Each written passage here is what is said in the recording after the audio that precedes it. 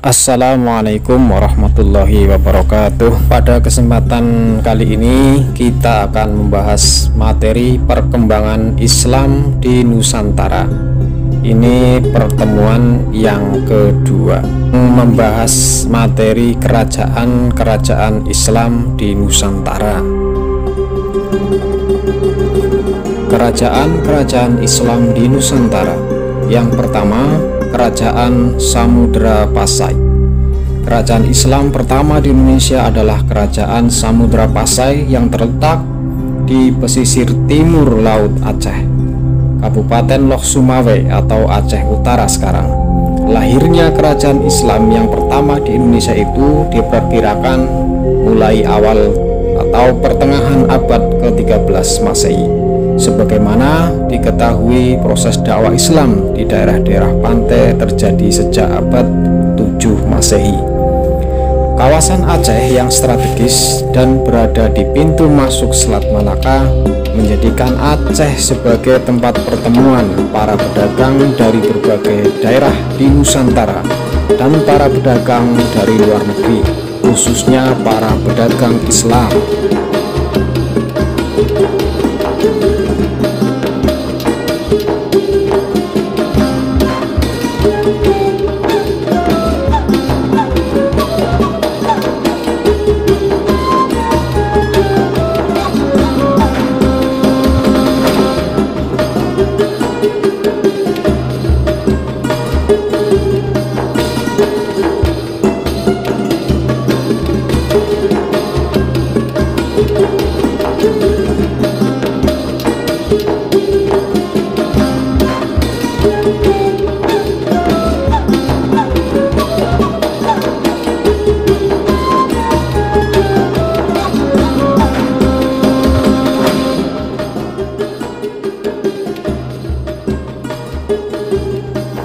Kemudian yang kedua adalah Kerajaan Aceh.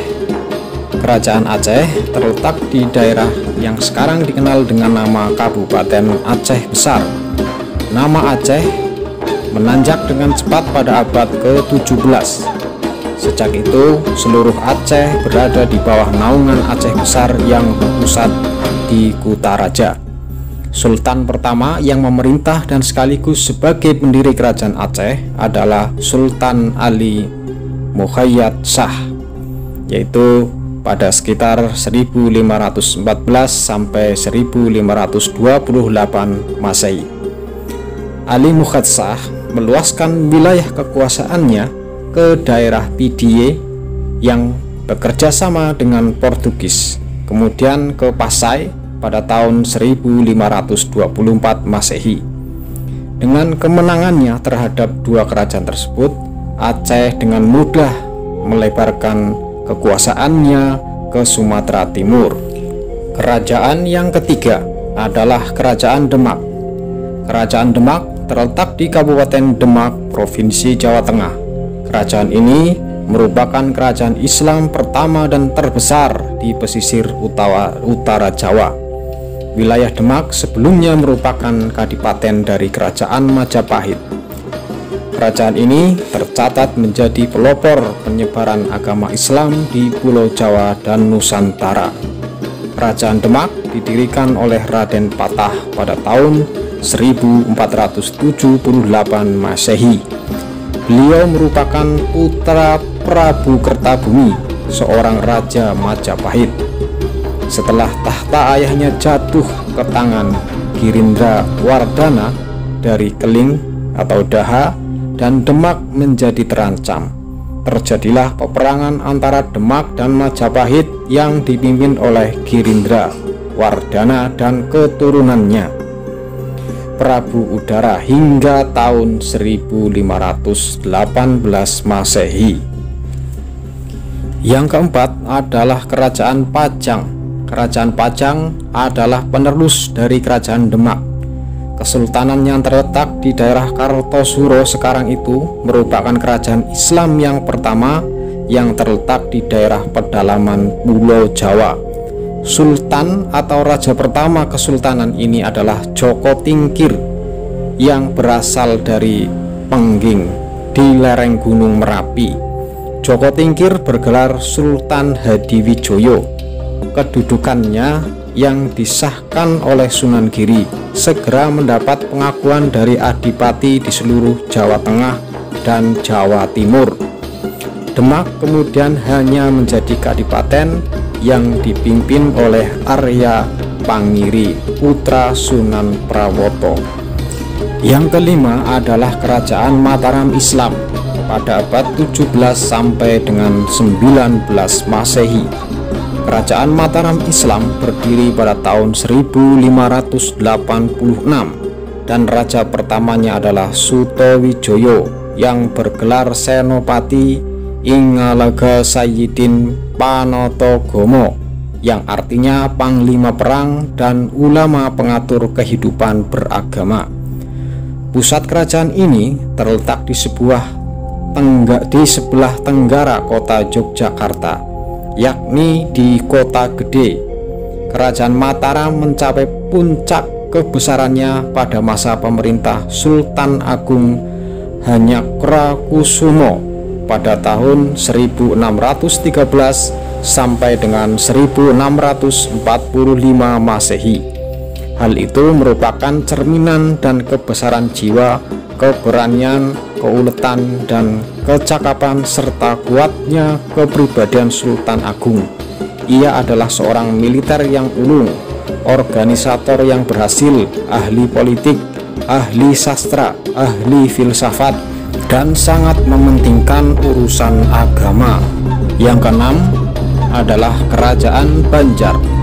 Kerajaan Banjar adalah kerajaan Islam di Pulau Kalimantan, tepatnya di Provinsi Kalimantan Selatan saat ini. Pusat kerajaan Banjar yang pertama adalah daerah di sekitar Uin Utara atau Banjarmasin yang sekarang. Namun setelah keraton di Kuin dihancurkan oleh Belanda, pusat kerajaan dipindah ke Martapura. Kerajaan ini berdiri pada tahun 1526 Masehi dengan Sultan Suryansah atau Raden Samudra sebagai sultan yang pertama. Wilayah kekuasaan kerajaan Banjar meliputi Banjarmasin, Martapura, Tanah Laut, Margasari, Amandit, Alai, Marabahan, Banua Lima, serta daerah hulu Sungai Barito. Yang ketujuh adalah Kerajaan Goa Talo. Pada awal di daerah Goa terdapat 9 komunitas yang dikenal dengan nama Bate Salapang atau 9 bendera, yang kemudian menjadi pusat kerajaan Goa: Tombolo, Lakiung, Parang-Parang, Data, Agangjene, Saumata, Bisei, Sero, dan Kalili. Kemudian semua komunitas bergabung dan sepakat membentuk Kerajaan Goa. Kerajaan Goa adalah salah satu kerajaan besar dan paling sukses yang terdapat di daerah Sulawesi Selatan. Di Sulawesi Selatan pada awal abad ke-16 terdapat banyak kerajaan bercorak Hindu, tetapi yang terkenal adalah Goa, Talo, Bone, Wajo, Sopeng, dan Luwu. Pada tahun 1605 Sultan Alauddin dari Goa masuk Islam berkat adanya dakwah dari Datuk Ribandang dan Sulaiman dari Minangkabau. Maka sejak saat itu kerajaan Goa resmi menjadi kerajaan Islam. Yang kedelapan adalah Kerajaan Ternate. Kerajaan Ternate berdiri pada abad ke-13 Masehi. Ibu kotanya terletak di Sampalu, Pulau Ternate. Selain Kerajaan Ternate di Maluku, juga telah berdiri kerajaan-kerajaan lain, yaitu Jailolo, Tidore, Bacan, dan Obi.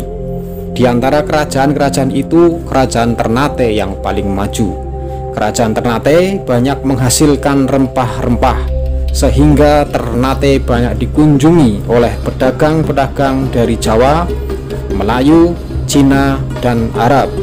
Selain didatangi para pedagang, Ternate juga memiliki kapal-kapal dagang yang sering berlayar ke daerah-daerah lain. Menurut catatan orang Portugis, raja di Maluku memeluk agama Islam adalah Raja Ternate, yaitu Gapi Baguna atau Sultan Marhum, yang masuk Islam karena menerima pengaruh dakwah dari Datuk Maulana Husin. Yang kesembilan, Kerajaan Tidore. Kerajaan Tidore adalah kerajaan Islam yang berpusat di wilayah kota Tidore, Maluku Utara. Kerajaan Tidore terletak di sebelah selatan Ternate. Menurut silsilah raja-raja Ternate dan Tidore, Raja Tidore pertama adalah Sahadati alias Muhammad Nakol, yang naik tahta sekitar tahun 1081 Masehi. Baru pada raja yang ke-9, yaitu Ciri Liliati, yang kembali ingin memeluk agama Islam berkat dakwah Syekh Mansur dari Arab. Setelah masuk Islam bersama para pembesar kerajaan lainnya, ia mendapat gelar Sultan Jamaluddin. Putra sulungnya juga masuk Islam karena dakwah Syekh Mansur. Agama Islam masuk pertama kali di Tidore sekitar tahun 1471 Masehi menurut catatan Portugis. Setelah Ternate berhasil meluaskan wilayahnya dan membentuk persekutuan yang disebut Uli V, Kerajaan Tidore juga berhasil memperluas pengaruhnya ke Halmahera, Pulau Raja Ampat, Seram Timur, dan Papua yang dipersatukan dalam persekutuan Uli Siwa. Nah, demikianlah anak-anak kerajaan-kerajaan Islam di Nusantara. Materi selesai, terima kasih, semoga bermanfaat. Billahi taufiq wal hidayah. Wassalamualaikum warahmatullahi wabarakatuh.